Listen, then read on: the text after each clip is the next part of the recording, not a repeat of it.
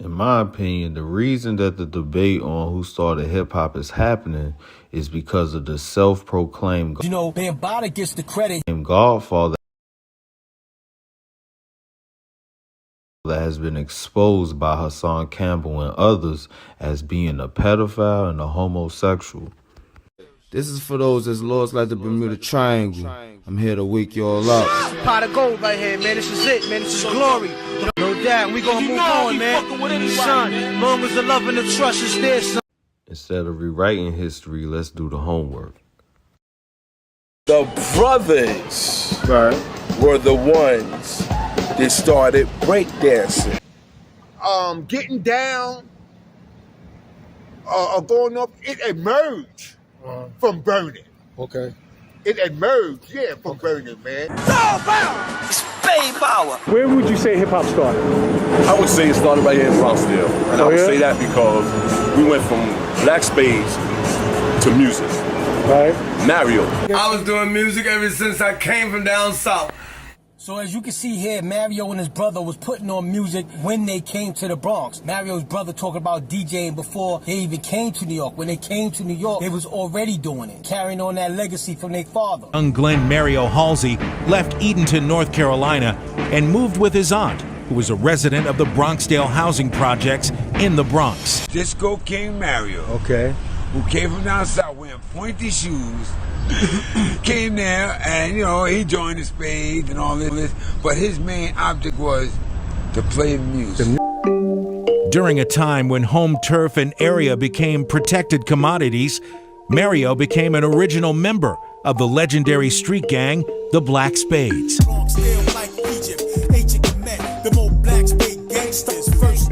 Mario and the Spades were the key. They're the ones that unlocked that door and made a foundation, a platform for hip-hop to spring off of. You know what I'm saying? Without that first foundation, the teenagers with the courage, the audacity to do what they did, that's the beginning. Youth organizations like the Black Spades would actually fist fight. They would fist fighting racist Caucasians, Caucasian adults, Caucasian gangs. Like it was gangs in the North Bronx also, and they were predominantly white gangs, right? And they was just as vicious as gangs in Central Harlem and the South Bronx. You had like gangs like the War Pigs, the Aliens, White Lightning, Junior KKK, Grateful Dead, and these guys were like a lot of guys, right? Famous Golden Guineas. Well, the Golden Guineas, I would have to say, were...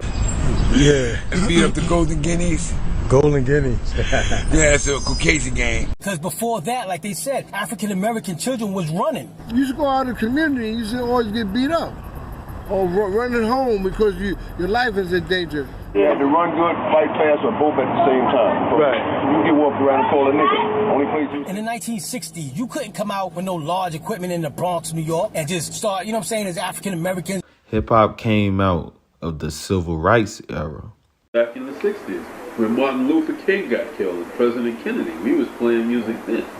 We have to understand all of this in context. This is 1967, 68. The Nation of Islam was growing. 1968, 69, these are the years that Muhammad Ali was banned from boxing. Like, they took his license because he wouldn't fight in the Vietnam War. This is when Martin Luther King got assassinated, 1968. This is when in the Olympics, you seen the brown-skinned gold medalist with black leather gloves with his fist in the air. Some of these African-American street organizations or youth gangs were started and forming to fight oppression like how the adults was doing. They was trying to mimic and follow what the adults was doing. They was fighting oppression in their own way. They was trying to follow and mimic what they saw as far as the Black Panthers, as far as, Malcolm X, as far as the Nation of Islam, as far as, organizing themselves and standing up strong to oppression.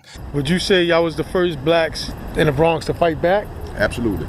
Absolutely. Oh, yeah. Absolutely, without question. If it wasn't for us fighting Bronx, the Bronx wouldn't be what it was right now. Half these people going wherever they go wouldn't be able to be going where they going. I'm not 100% certain on why these African-American youth organizations started in Brooklyn or other boroughs, but the Black Spades was a youth organization from the Bronx that formed to basically stand up against oppression, to stand up against Caucasians trying to bully them or Spanish gangs trying to bully them. From my understanding, there was even Spanish gangs back then trying to bully African-Americans. See, David moved when he went to the 7th grade in 123. And what happened with him, he got ecstatic with the Puerto Ricans. We wasn't allowed to go past White Plains Road.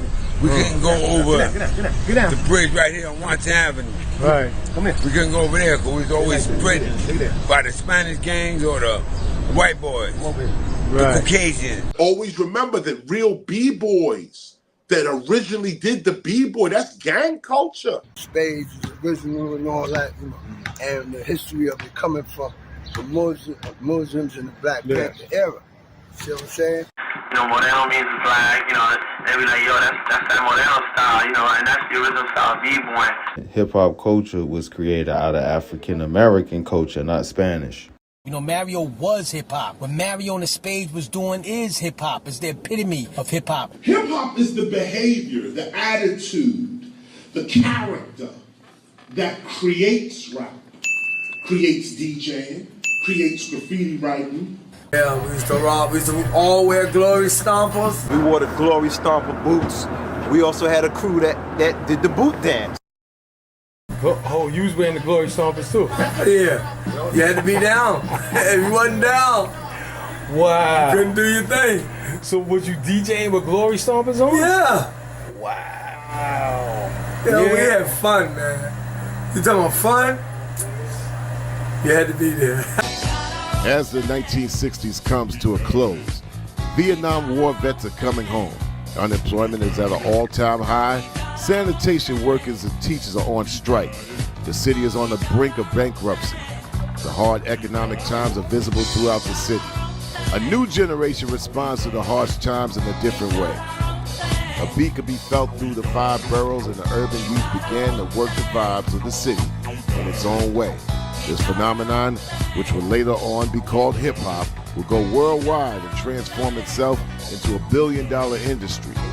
Rarely do we hear who set up the foundation from which others would build from and borrow from. 1968 is a marker that everyone traces back to. We was here from what, 1968. When, if you look back 10 years ago or whatever, when we started doing our videos, and I'm talking about the culture since 71, when we started doing our videos, I came out, one of the first videos that I made, and I spoke about Pig Meat Markham, and I let people know that that's what we were emulating. Pig Meat Markham was born in North Carolina in the year 1904, April 18th. All those cats got this to me because I am the judge and you can plainly see. Lay down the law, they better not budge or I'll bust some heads because I am the judge. Here comes the judge, here comes the judge. Everybody knows he is the judge. Exactly the same way. Right. Pig Meat Markham, who lived in the Bronx, and the style that he uses is the style that we use today. Real hip hop, my man. Early 1971, 1972. From my understanding, that does not mean that Mario was putting on these major outside jams at that time. 2 little rinky-dink fucking turntables. You know what I'm saying? Because I've seen on the internet sometimes, you know, things get exaggerated, even with Mario. We don't want to go from hip-hop myths about Kool Herc and Bambatta and Flash. We don't want to go from hip-hop myths about them into hip-hop myths about Mario. We don't want to make up any kind of myths about Mario or false history or exaggerations about Mario. Brooklyn and Queens was late. Real late. So hip-hop didn't start in Brooklyn or Queens? No. Okay. Nah, they were late. A lot of people came in the middle of Mario's career or the tail end of Mario's career. A lot of people, a lot of pioneers, they wasn't there to witness the beginning of Mario and the Spades putting on music. Like Just Ice, he said 75 and the Black Spades. 75 and the Black Spades. By the time then, I already stepped out of it. I was doing martial art, fighting professional and all that stuff. Y'all got older, had your families, y'all stepped out of it. I had my daughter when I was 75. My daughter was born in 75. So Just Ice seeing the Spades in 75, it was still other divisions of Spades doing their thing. But, you know, the original founding Black Spades from Bronxdale started going their separate ways by 1975. 75 and the Black Spades. I came back home in 76. I only did 18 months. I went and the away. Spades was basically over? All games were gone. All games was gone when I came back home. You had a few diehards that would never take them colors off. Right. But basically the gangs wearing the colors was gone. So that just shows you that, you know, people came like on the tail end of the black spade. The youth gangs of our era were not generational. That was something that took place in a very specific capsule, a very specific time frame, late 60s to mid 70s. Where these little hippity hoppers. Yeah, I was young, grimy teenagers. Grimy teenagers, hippity hoppers, gang, thugs, jitterbugs. That's the word they used to use for us, jitterbugs. That's the kind. That's what you hear, hippity hoppers, jitterbugs, boy yo yoings, rabbits, all those things. That's what they called us because of, you know, that came out of the b-boys, not the music itself, but the b-boys, because of the way we danced. You know what I mean? And they didn't want that around. First, Chuck D came out with the Founding Fathers Untold story. And they say that the DJs that inspired hip-hop were from Brooklyn first and even Queens, but not the Bronx. This was before the Bronx thought about it, right here in East Harlem. Pete DJ Jones, DJ Hollywood, Grandmaster Flowers. First cat I ever saw use an echo chamber. Pete DJ Jones. Key was learning how to mix Love Is the Message. You can mix Love Is the Message, the original 3-minute version, mix it from start to beginning back again, where no one knows it, then you know you're ready to play the party. Love is the message. Love is the message. You're always gonna hear Love Is the Message. You could count on that. There were certain joints like that you could count on. Love Is the Message, you know, used to be known as the anthem in Brooklyn back then. But back in the days, it was just so fun to see the whole park crowded and just waiting for Lance to throw that one record to make everybody go, ah!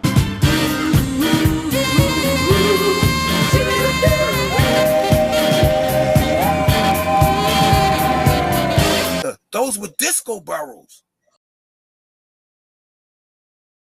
Right. And that's an important distinction because the cats who were playing regular disco very specifically did not want to play b-boy music or break beats because that caters to a different crowd. You know, young cats, us. And they didn't want that crowd at their, you know, at their functions because the people that they, you know, paid the money to go to their, you know, those types of functions didn't want to be around us. You know what I'm saying? So they figure they start playing our music, those people ain't gonna come. That makes sense, right? You know what I mean? Right. And that's what I'm saying. People try to explain all this stuff, and I explain things very logically. It was economics, but it was also class. You know, when we talk about like elitism and classism, you know, those people felt that they were better than us.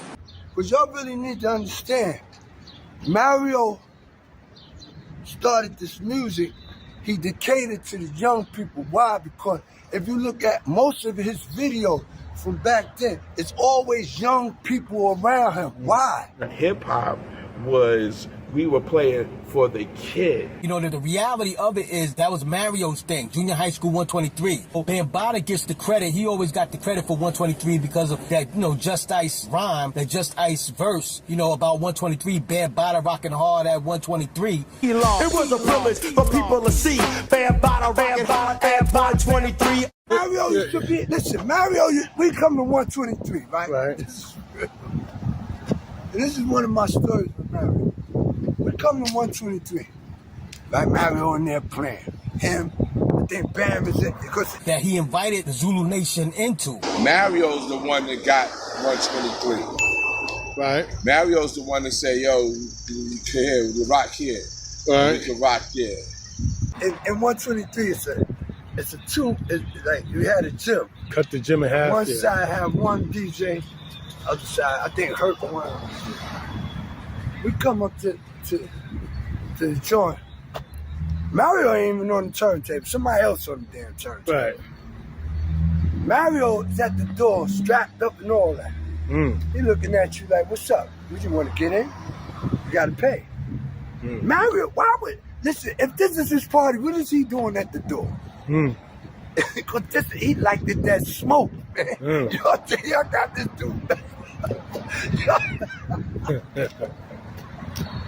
Mario wanted to smoke, man. Yeah. Mario play that shit. I'm going over here, all these gangster dudes, and I want to see what's going on. Bless to my boy Disco King Mario, loved him. But he told you what he was. Disco King. They're like, Mario was the first hip-hop DJ. No, he was a disco DJ. He was a great disco DJ. He took that name because this kid was running around saying he was Disco King. And Mario was like, you ain't king of nothing. Before Mario got with me, I had another MC. His name was JJ, the man with the golden voice, JJ the Disco King. Wow. And anybody tell you that they never heard about the guy with the golden voice, that was JJ. That's JJ. what he said, yeah. Yeah? That's how he used to say. What he used to say? I'm JJ, the man with the golden voice. Mario up in the bathroom with us and all that. We all in the bathroom smoking dust.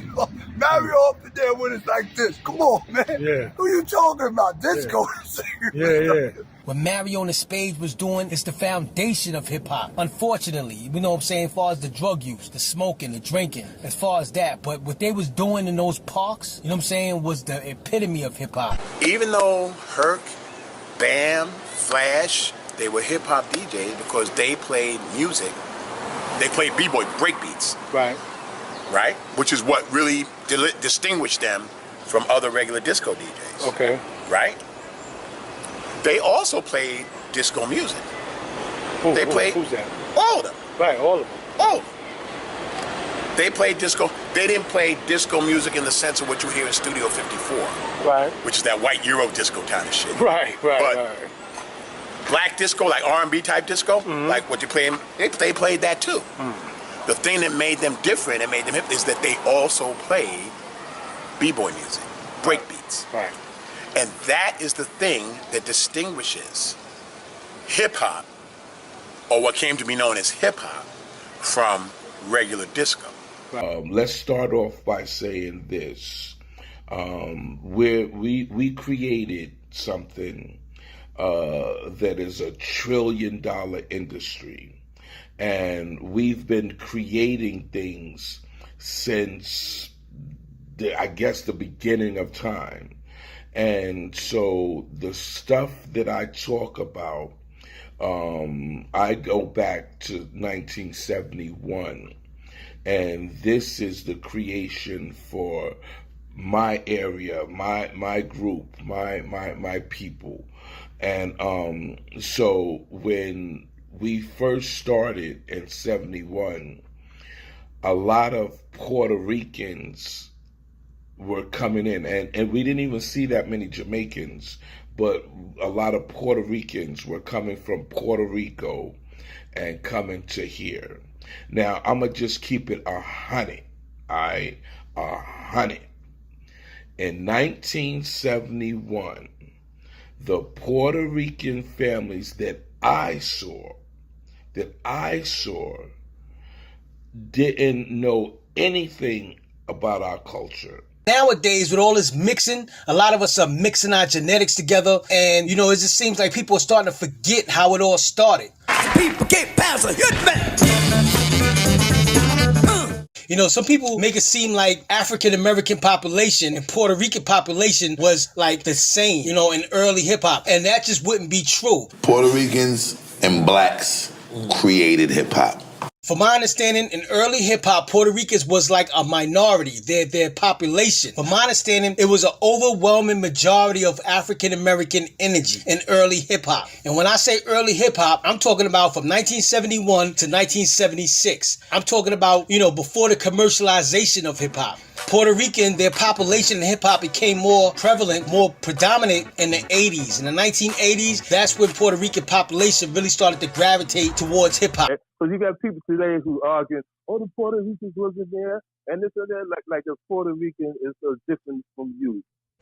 I said to myself, I'm never going to get my foot in the door as Carlos Mendez because this is hip-hop. You got Flash, you got Theodore, you got all these cats, and they're all black. I like playing this music, but I'm in Spanish. I'm not going to be accepted if I go out there as DJ Carlos Mendez. Just the name alone is going to make you not want to come in the door. So I said, I got to come up with a stage name. I got to come up with something. And I came up with all kind of stupid ideas, DJ. Charlie said he was Spanish and he couldn't be Carlos Mendez. Yes, nobody was using their government name, but you know what the fuck he was trying to say. Cold Crush. Charlie Chase, as cute as could be, you sell your soul to the devil to play like me. And even some people did use it. Grand Wizard Theodore. Well, I'm a T. I'll dog my face. I want to get you on a quarter beat, Charlie Chase. Yeah, we don't like use. We use the words black, brown, yellow, red, and white people, but that's truly not our name. You know, what is your nationality? What is your ancestry? What is your history, your story? Long story short, these are Latinos that live in the United States. Very important detail. And essentially, they're shocked to discover that they're white.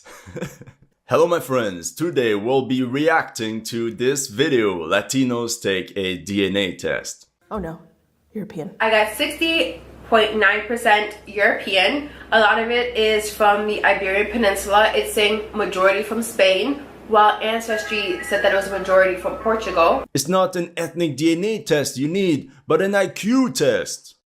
It's a myth that Latins are black and of African descent. Now, for Sub-Saharan African, they have 19.1%, which is similar to what I got on Ancestry DNA. I have maybe about 10% European in me. I'm a black woman. My lived experience as a black woman cannot be passed. The proof of that is the pattern of how white people look at blacks. We got to stop acting like there was such this great relationship between Puerto Ricans and blacks. There weren't. It wasn't. The older Puerto Ricans, your parents and your older brothers and sisters didn't fuck with black people at all. You know how many times I had to wait downstairs? Oh, you can't come upstairs. My mom or my pops, Morenos, Cocolo, like, you got to wait outside. You know how many times that happened to me? The Latinos, you know, Moreno means black, you know, they be like, yo, that's that Moreno style, you know, and that's the original style of B-boy. Tex was Mario right-hand man, and Tex was Puerto Rican. Tex Hollywood, Puerto Rican. Since Tariq Nasheed and the whole crew want to say Disco King Mario started it, okay, Afro Boricuas, they started it. Disco King Mario, black and Puerto Rican. All right. But Mario is not Spanish. We are not Spanish. Right. Let's Okay. clear it up. Okay, and your Mario's what? Somebody, I'm his cousin. His cousin. Yes. Okay. He's my first cousin. Somebody put him on. Yeah, they trying to say he's How half. you doing? My name is Tony. That's my uncle, my mother's brother. Okay. Stuff in the whole nine long, live Uncle Mario. Who you Spanish now? So Mario's not half Puerto Rican? No. Okay. Black is black. Okay. Matter of fact, we country black. Country black, right. Disco King Mario is a Boricua like Roberto Clemente, and his grandfather is buried in North Carolina. North Carolina. Where's Daddy Spanish from North Carolina? So was Mario Puerto Rican or half No, Puerto Rican? he's not. He's not half Puerto Rican? Not half Puerto Rican. Listen, his mother just liked the name Mario, and that's where it came from. That's it. His grandfather was taken from the island of Puerto Rico to North Carolina, and y'all can research that, North Brat. You say his big grandfather or something? No. My grandmother was just like, that's my mother's brother. My mother was like. So every family is a dark skinned one. I can put it like that. Everybody be like. We got different colors. We like from here. Now, nobody is saying that they didn't play a part in hip hop. Nobody's not saying that. But we know that this is the creation of the black male, the black man in America. Because taking things from black people is a historical event. Like that's something that just happened. Right? You could take that back to biblical times. To when they said, yo, go into this area and take this land. Because God told you it's ours. Because it's all one thing to me. So we be sitting around talking about how they trying to steal Black Egypt. They already went through a whole thorough ass process of making sure no one believes Egypt was black. This is what you see. When you hear these conversations, understand what you are seeing when you hear that, right? The pyramids, the temples that were built by our ancestors, before they say a black man built them, they say the aliens came and built them. So in my opinion, something else was depicted, an extraterrestrial event that in fact took place in real life. You hear the stuff that's going on the internet? They be like, nah, the black people they couldn't have did it. They couldn't have did it. They were savages and dumbs. Africa has no history. That was the attitude of early Egyptologists and historians. The Egyptians are not African. I'm sorry. And the current position of modern scholarship is that the Egyptian civilization was an indigenous Nile Valley development. The ancient Egyptian coming from the upper side of Egypt, lower from the delta, we call it the Upper Egypt. They are more like Dexter. They are more like Sudan.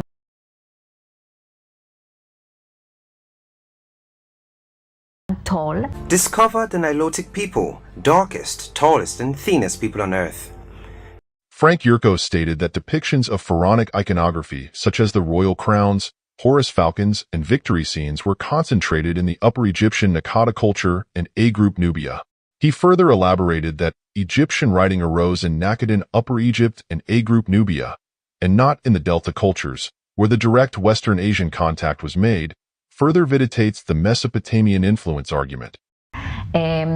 I would say black, you know, that... But you was tripping saying Egyptians wasn't black, bruh. Disclaimer.